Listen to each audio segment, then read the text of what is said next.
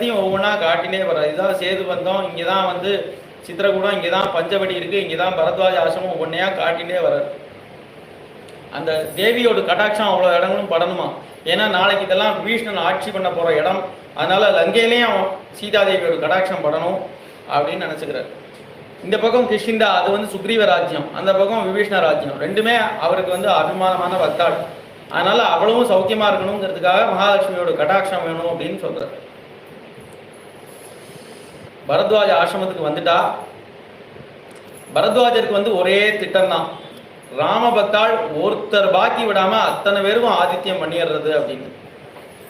அயோத்தி ஜனங்கள் அத்தனை பேருக்கு ஏற்கனவே பண்ணியாச்சு.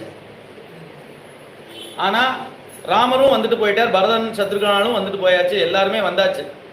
யார் வரல அப்படின்னா பின்னாடி சேர்ந்த அந்த சைன்யங்கள் தான் வரல.